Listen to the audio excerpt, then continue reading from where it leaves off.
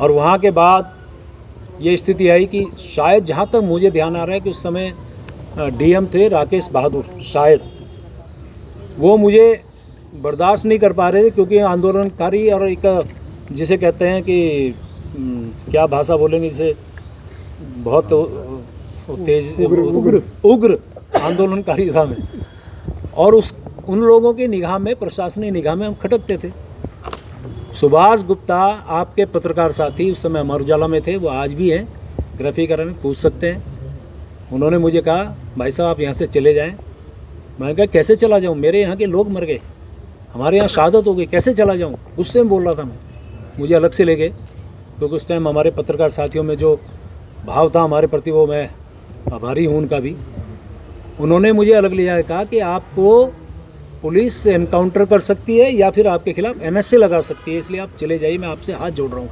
हाथ जोड़ रहा हूँ शब्द कहा उन्होंने, अकेले में ले जाके, और कह रहा कि मैं पैर पकड़ सकता हूँ आपके। ये स्थिति है अब आपके और राजेंद्र शाह के खिलाफ। राजेंद्र शाह के बाद जो हमारे विधायक थे, फिर उनके खिलाफ, आज वो भी नहीं है, उनको भी श्रद्धांजलि दे रहा हूँ, उनके खिलाफ फिर एनएसए लगी थी। फिर वहाँ से मैं गया, खुशहाल सिंह राणा आज भी जिंदा है, उनके यहाँ रुका मैं रात को, पुलिस नीचे घूम रही, मैं उसमें बैठा हूँ। और उसके बाद मैं वहाँ से सुबह सुबह अपनी मोटरसाइकिल से भागा, देखा तो यहीं पे ये जो आपका कांग्रेस भवन है, यहीं से वो बॉडी मुसरू से आई, तो यहाँ पे लोगों ने जाम लगाया, जैसे कैसे बॉडी को, जो हरिद्वार तक अंत्येष्टि उनकी होनी थी, उनको भिजवाया। तो ये बहुत सारी घटनाएं। डॉक्टर मनोज जोशी जी आए थे, डोयाला में उनकी अरेस्टिंग नहीं होने दी, बहुत देर तक उनकी गाड़ी के आगे लेटा, बहुत सारी घटनाएं। तो मैं ये जो बातें बताई, इसका मतलब सिर्फ इतना है कि जिसने इस आंदोलन, इस उत्तराखंड को बनाने में अहम भूमिका निभाई, लाठियाँ खाई है। कि मेरे पास आज वो फ़ोटो नहीं है, यदि वो फ़ोटो तो मैं आज आपको दिखाता, कि वो फ़ोटो आप देखते तो पुलिस वाले लठ मार रहे हैं, मैं नीचे पड़ा हूँ, एक हाथ से अपने आप को सेव कर रहा हूँ कि बचा लो। ऐसे मैं उस टाइम लाठियाँ खा रहा था संघर्ष के दौरान।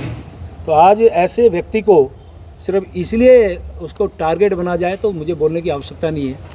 और मेरे जैसे एक आंदोलनकारी की बात को जिस प्रकार से तोड़ मरोड़ के पेश किया गया, चलिए, मुझे बड़ा दुख है, मैं बहुत आहत हूँ आज कि ऐसी स्थिति में मुझे लगता है कि जिस प्रकार से माननीय धामी साहब, मेरे माननीय मुख्यमंत्री हैं, उनके कुशल नेतृत्व में मेरी सरकार बहुत अच्छा काम कर रही है, प्रदेश के सर्वांगीण विकास का काम कर रही है।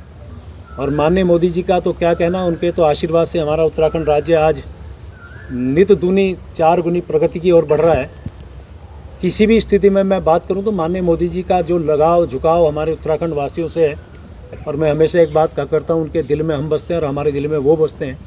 तो वो तो हमेशा हमारे इस प्रकार के नेता हैं जिनको 21 देशों से जिनको सर्वोच्च सम्मान मिला हो, उनका प्यार आशीर्वाद हमारे उत्तराखंड को मिल रहा है। मैं उनका भी बहुत धन्यवाद कर रहा हूँ। और इन सब बातों के बाद जो वातावरण मेरे प्रदेश का बनाया गया, मेरी इच्छा है मेरा प्रदेश आगे बढ़े। मैं इस प्रदेश को आगे बढ़ाने में मेरे से जो योगदान, जो मेरा हो सकता है, मैं देने को तैयार हूँ। और इसलिए आज मैंने निर्णय लिया है, मैं अपने पद से त्यागपत्र देने माननीय मुख्यमंत्री जी के पास। बहुत बहुत धन्यवाद।